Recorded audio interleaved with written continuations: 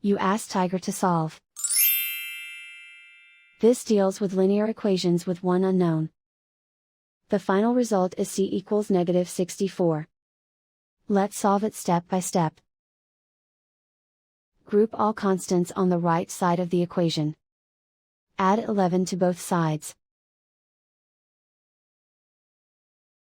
Simplify the arithmetic.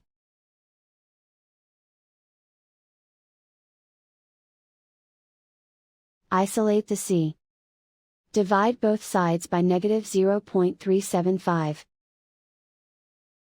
Cancel out the negatives. Simplify the arithmetic.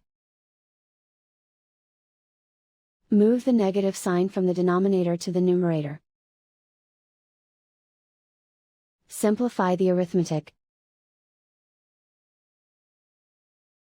And so the final result is c equals -64.